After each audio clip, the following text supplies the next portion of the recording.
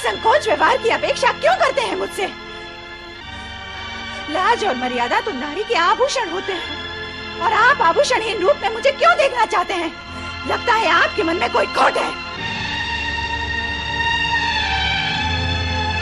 हमारे प्रति शंका और संदेह रखने वाले को हम अपने क्रोध की ज्वाला से तुरंत भस्म कर देते हैं। हम सच्चे तपस्वी हैं।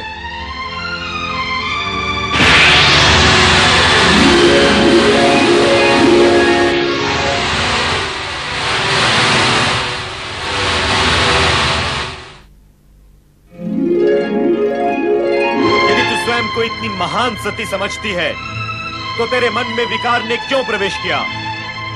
और यदि तेरे मन में विकार नहीं है तो तुझे तुरंत हमारी मांग स्वीकार कर लेनी चाहिए।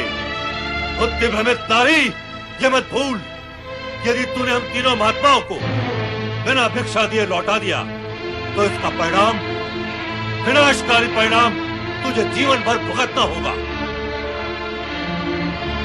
नहीं साधुजन, नहीं, आप रुके। क्यों रुके? क्या अपना अपमान करवाने के लिए रुके?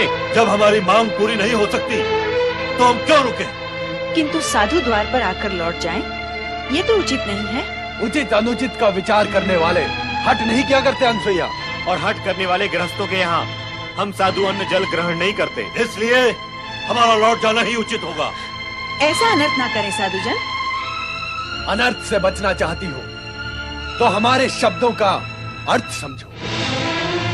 अर्थ समझ लेने के पश्चात उन शब्दों पर आचरण भी करो। इसी में तुम्हारा कल्याण है अनसुईया। हमारी मांग स्वीकार कर लो। शीघ्र ही ऐसा अवसर आएगा जब तुम ब्रह्मा, विष्णु, महेश इन तीनों की माता बनोगी। मैं माता बनूंगी?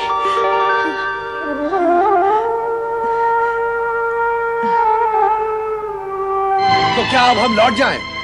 लौटना ही होगा। ऋषि के द्वार से कोई निराश लौटता तो नहीं, परंतु क्या करें, जैसी विधाता की इच्छा। मुझे आपकी मांग स्वीकार है। भली भांति विचार कर लिया तुमने?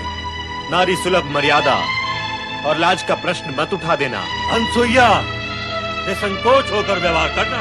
अवश्य, जैसा आप चाहते हैं मैं वैसा ही करूंगी। किंतु आश्रम के बाहर रहकर मैं आपकी ये मांग कैसे पूर्ण कर सकती हूँ? इससे आश्रम की पवित्रता भंग होगी। आप सब भीतर कुटिया में पधारें।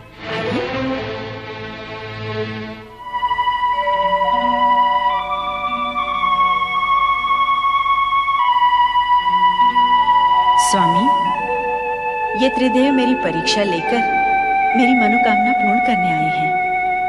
मैं तभी इनके सामने अपनी लाज, मर्यादा और संकोच का त्याग कर सकती हूँ जब ये तीनों नवजात शिशु बनकर मुझे माता के रूप में निहारें। मुझे अनुमति प्रदान करें स्वामी, प्रदान करें।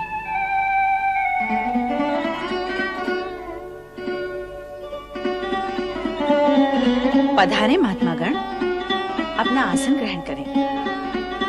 तत्पश्चात मैं आपके आदेश का पालन करके आपकी मांग पूर्ण करूंगी। मेरी लाज, मर्यादा और पतिव्रत धर्म की रक्षा हो।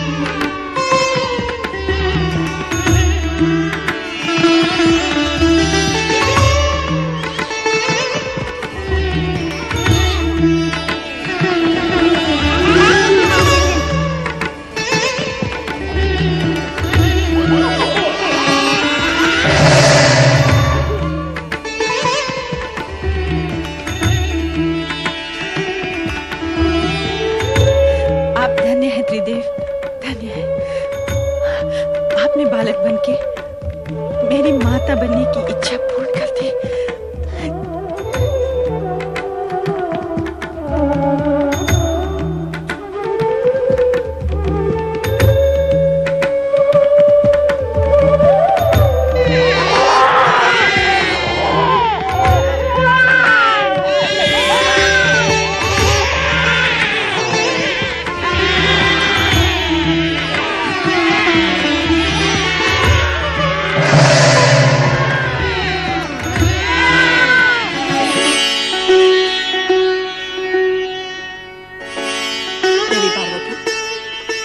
चिंतित लग रही हैं। हाँ देवी लक्ष्मी, विषय तो अनुसुईया के सतीत्व की परीक्षा का था, किंतु अब वह चिंता तक आ पहुंचा है। चिंता का कारण क्या है देवी?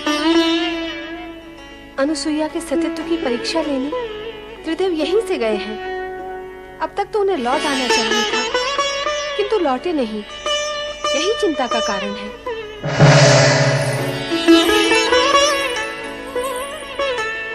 आओ देवी सरस्वती, आपका स्वागत है। स्वागत कर रही हूँ, किंतु उदास हूँ। लगता है विषय वही अनुसुईया के महान सती होने का है। ऐसा ही कुछ है। त्रिदेव भी यही मानते हैं कि वो जगत की सर्वश्रेष्ठ सती है। नहीं, सर्वश्रेष्ठ नहीं। नहीं, हाँ, वो चाहे जितनी बड़ी सती हो, हमसे बड़ी सती नहीं हो सकती। हम भी यही कहती हैं। हाँ, हमारा भी यही मानना है कि वो हमसे बड़ी सती नहीं हो सकती है। नारायण नारायण। त्रिदेवियों को नारद का प्रणाम। त्रिदेवों को एक साथ प्रणाम करने का अवसर प्राय प्राप्त होता रहता है, किंतु त्रिदेवियों को एक साथ प्रणाम करने का अवसर और सौभाग्य कभी कभी प्राप्त होता है।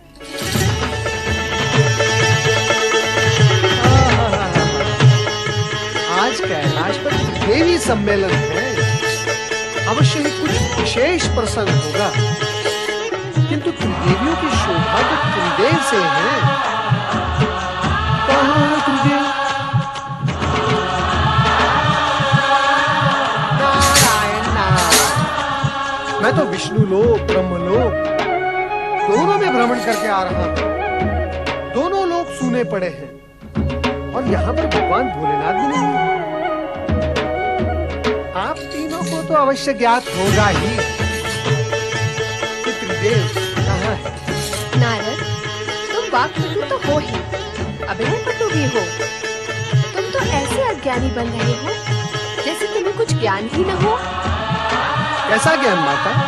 क्या तुम नहीं जानते कि त्रिदेव अनुसुईया के सतीत्व का अभिमान चूर चूर करने गए हैं? कैसे जानूंगा? कैसे माता? जबकि मैं ये जानता हूँ कि सती अनुसुईया को अभिमान छू भी नहीं सकता, तो फिर उसके चूर चूर होने का प्रश्न भी नहीं उठता। किंतु नारद, तुम ये तो जानते हो कि त्रिदेव अनुसुईया को महान सती मानते हैं। हाँ, सो तो जानता भी हूँ और मानता भी हूँ माता। क्या तुम भी यही मानते हो? विवशता है माता, विवशता।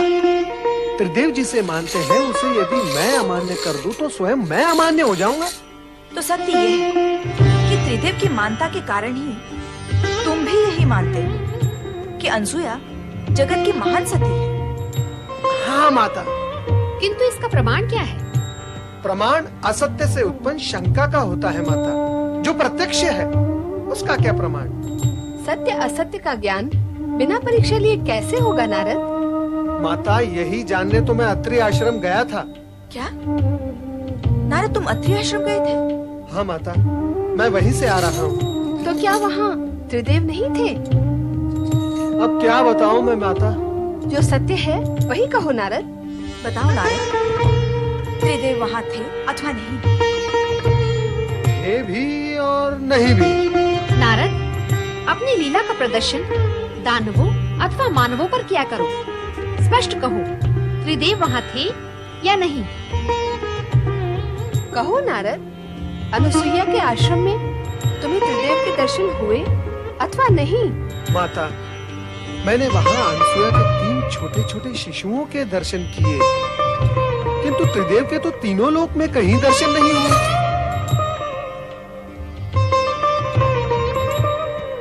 क्या? कहाँ गए वे तीनों? नारद, तुमने ये क्यों कहा कि त्रिदेव वहां थे भी और नहीं भी? नारायण नारायण, माता मैं तो कण कण में प्रभु के दर्शन करता हूँ। सती अनसुया के उन तीनों शिशुओं में भी मैंने त्रिदेव के दर्शन किए, बस इसीलिए कह दिया कि वे वहां थे। नारद, अपने से बड़ों के साथ ऐसा निर्मल विरोध करते हुए तुम्हें तनिक भी संकोच नहीं होता? मैंने कोई विनोद नहीं किया माता। रही बात संकोच की, सो तो भक्तों को संकोचहीन करने में त्रिदेव भी कब संकोच करते हैं। अभिप्राय क्या है तुम्हारा? कोई अनर्थकारी अभिप्राय नहीं है माता, सरल और स्पष्ट अभिप्राय है कि जब तक भक्त निसंकोच होकर त्रिदेव से वरदान नहीं मांगते, तब तक त्रिदेव भी निसंकोच होकर भक्तों को वरदान नहीं देते। तो तुम्हारा अभिप्राय है कि त्रिदेव अनुसुईया को निसंकोच होकर वरदान देने गए हैं? माता, कहा न मैंने कि मैंने त्रिदेव को तीनों लोक में कहीं नहीं देखा। तो फिर गए कहाँ? माता, आप तीनों मुझसे और मैं आप तीनों से यही प्रश्न पूछ रहा हूँ कि वे गए कहाँ? नारद, तुम जब अत्रि आश्रम गए थे तो तुमने अनुसुईया से उनके विषय में नहीं पूछा? तो क्या अनसुया ने 3 शिशुओं को एक साथ जन्म दिया है? हमें तो इस विषय में भी कुछ ज्ञान नहीं था कि अनसुईया माँ बनने वाली है। पर माँ बनने वाली इतनी कठोर तपस्या कैसे कर सकती है? नारायण नारायण, कहीं ऐसा तो नहीं हुआ कि सती अनसुया की परीक्षा लेने गए त्रिदेव को स्वयं परीक्षा देनी पड़ गई हो? नारायण नारायण, अर्थात पृथ्वीलोक की भाषा में उन्हें कहीं लेने के देने पड़ गए हो। और फिर ये आवश्यक भी तो नहीं कि सदा त्रिदेव परीक्षा देने पर उत्तीर्ण ही हो जाए। नारद, तुम हमारी चिंता कम करने की अपेक्षा उसे बढ़ा ही रहे हो। माता, यदि मेरे वश में होता तो मैं आप तीनों की चिंता कम क्यों करता? नारायण नारायण, अर्थात जड़ मूल से मिटा ही न देता। पर क्या करूं माता, विवश हूँ। नारद, ऐसा लगता है कि तुम हमसे कुछ छिपा रहे हो। छिपने वाले तो छिप ही गए माता, मैं क्या छिपाऊंगा? नारद, तुम तो त्रिकालदर्शी हो, दिव्य दृष्टि से देखकर बताओ कि इस समय त्रिदेव कहाँ है? दिव्य दृष्टि और दिव्य शक्ति से तो आप तीनों भी संपन्न हैं माता। फिर आप ही स्वयं अपनी दिव्य दृष्टि का उपयोग करके देख लें कि आपके पति कहाँ हैं, कैसी स्थिति में हैं और क्या कर रहे हैं। अब तो हमें यही करना होगा। हम व्यर्थ ही उद्विग्न हो रहे हैं। चलो देखते हैं।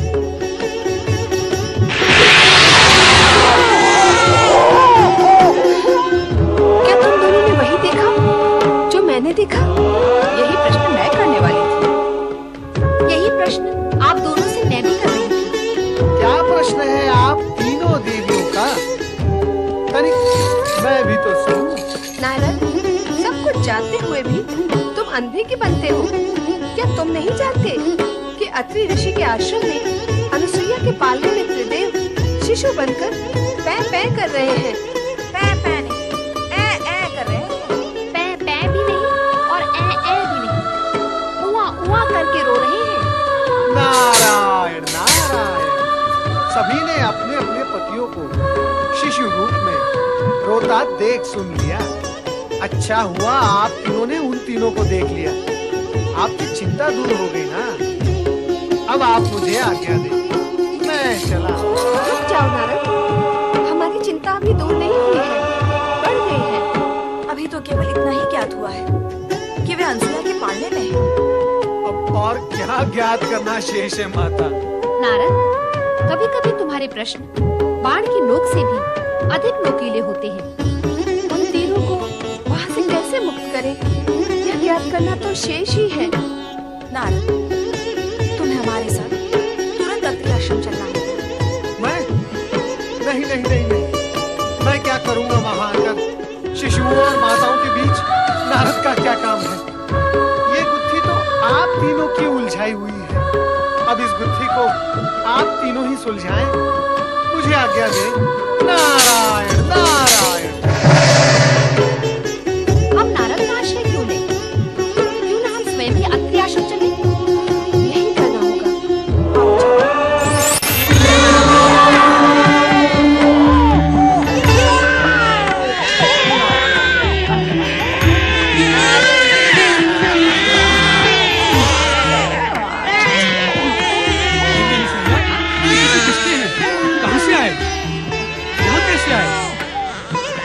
मेरी तपस्या फलित हो गई स्वामी। ये तीनों हमारे पुत्र हैं।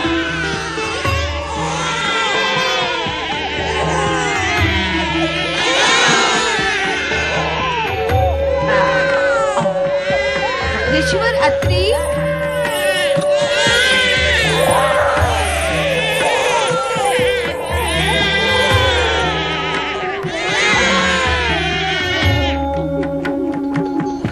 स्वामी आप इस दशा में? ये क्या हो गया? संपूर्ण जगत को पालने वाला स्वयं पानी है।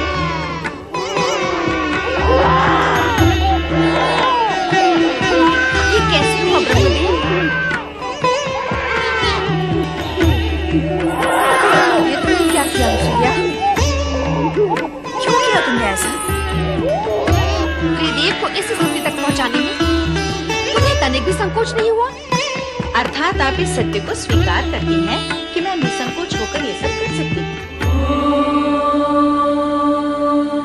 तो विचार करें कि संकोच करते हुए मैं जो करती उसका रूप स्वरूप क्या होता। अभिप्राय क्या है तुम्हारा? अभिप्राय तो कभी कुछ भी नहीं था मेरा। अभिप्राय तो आप तीनों देवियों का था, जिसे लेकर आपके पतिगण मेरी परीक्षा लेने आए थे।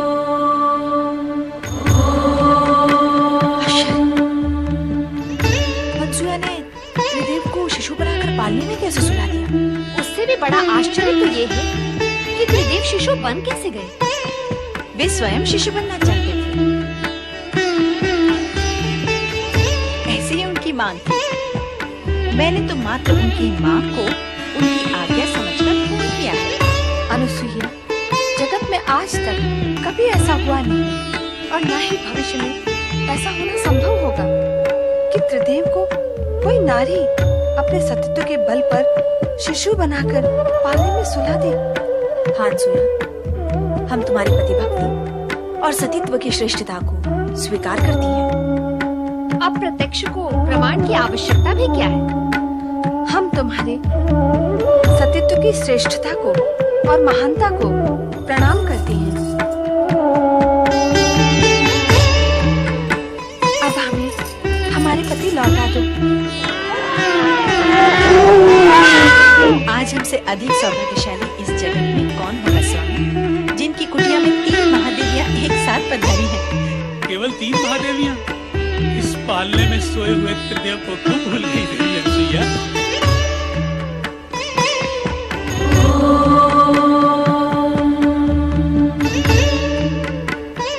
ऋषिवर, कृपा कर अनुसुईया से कहें कि वे त्रिदेव को उनके मूल रूप में प्रकट करें। क्या त्रिदेव स्वयं ऐसा नहीं कर सकते? नहीं, अनुसुईया की सतीत्व की शक्ति ने उन्हें शिशु बनाया है। अब वही शक्ति उन्हें मूल रूप दे सकती है। त्रिदेव कभी भी अपने भक्तों की शक्ति के विरुद्ध अपनी शक्ति का उपयोग करके उनको अपमानित नहीं करते, कारण कि भक्तों के पास भी त्रिदेव की ही शक्ति होती है। यदि त्रिदेव को अपनी शक्ति का प्रयोग करना ही होता तो वे शिशु बनते ही क्यों? अनुसुईया के सतीत्व की श्रेष्ठता का सम्मान का ध्यान रखकर अब वे अपने मूल रूप में स्वयं नहीं आएंगे।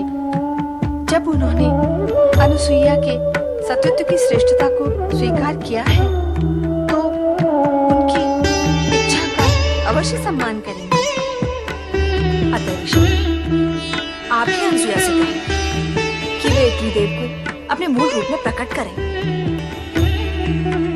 ब्रह्मा, विष्णु, महेश ने तुम्हारी मनोकामना पूर्ण की देवी।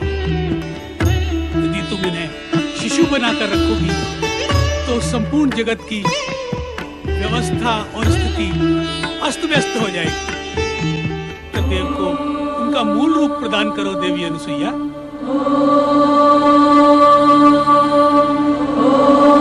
आपकी आज्ञा शिरोधार्य स्वामी।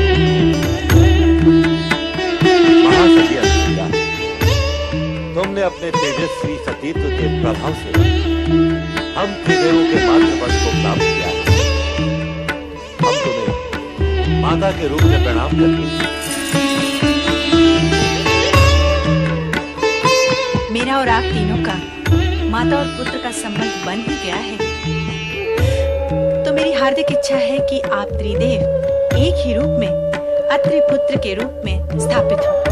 माता, आपकी हार्दिक इच्छा अवश्य पूर्ण होगी। हम त्रिदेव एक रूप लेकर दत्तात्रेय का अवतार धारण करेंगे, जो अत्रिपुत्र कहलाएगा। और यह अत्रिपुत्र दत्तात्रेय पालन करता श्री हरि विष्णु के अवतार स्वरूप सारे जगत में प्रसिद्ध होगा।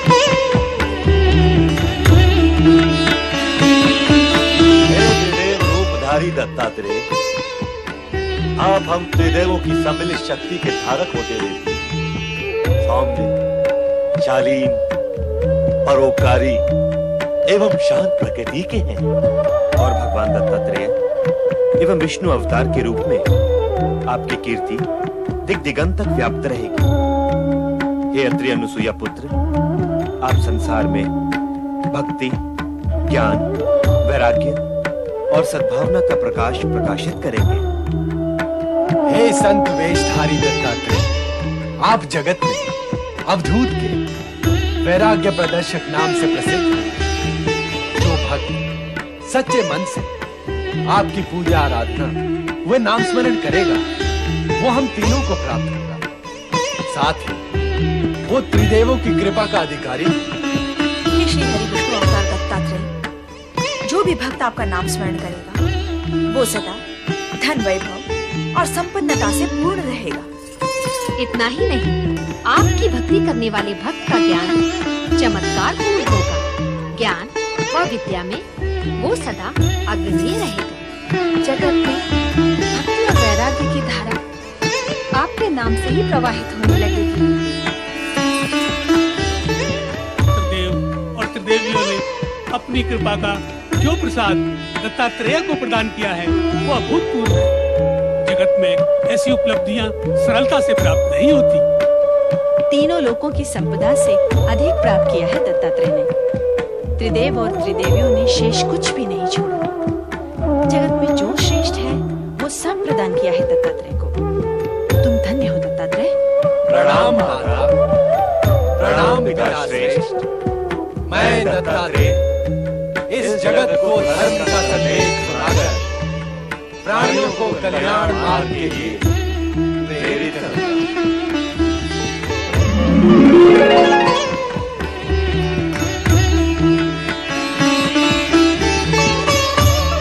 माता, आप उदास न हो।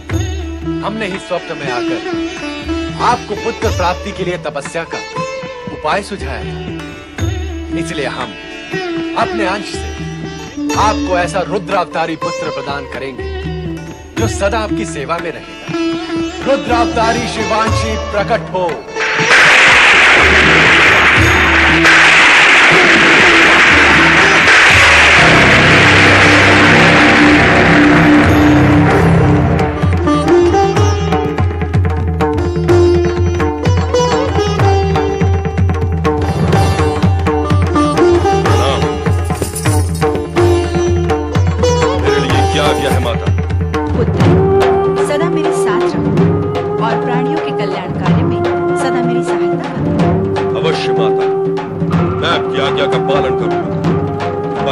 साथ उन दुष्कर्मियों को दंड भी अवश्य दूंगा माता, जो नीति नियम और धर्म का पालन नहीं करेंगे और हमारे सम्मान को ठेस पहुंचाएंगे। देवेश्वर, आपका ये रुद्रावतार तो जन्म से ही रौद्र रूप धारण करने लगा है। इसे कहिए कि अपने क्रोध पर अंकुश रखिए। रुद्रावतारी शिवांशी, यदि तुमने अपने क्रोध पर संयम नहीं रखा तो जनसाधारण तुम्हें शिवांशी न कहकर दुर्वासा के नाम से पुकारेगा। जनसाधारण मुझे क्या पुकारेंगे इसकी मुझे तनिक भी चिंता नहीं है प्रभु। मैं तो मात्र इतना चाहता हूँ कि वे दुष्कर्मी मुझसे भयभीत हों, ताकि वे पाप कर्मों से बचे रहें। स्वामी, आपने स्वयं मुझसे कहा था कि आप ऐसे रुद्रावतार को प्रकट करना चाहते हैं जिसके भय से लोग अनाचार तथा अत्याचार करने से बचे रहें। अब शिवांश को अत्रि अनुसुईया के पुत्र के रूप में प्रकट करके वह कथन सत्य कर दिखाया। पुत्र, तुम्हें देखकर ऐसा प्रतीत होता है कि अपने स्वभाव के कारण तुम दुर्वासा के नाम से ही प्रसिद्ध होगे। आपके वचन सत्य सिद्ध होंगे माता पार्वती। अब मुझे आज्ञा दीजिए, मैं देहाग्नि से तप रहा हूँ, शीघ्र स्नान करके शांत होना चाहता हूँ।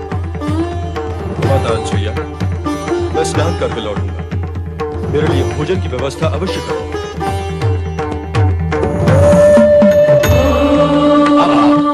हमें आज्ञा दी।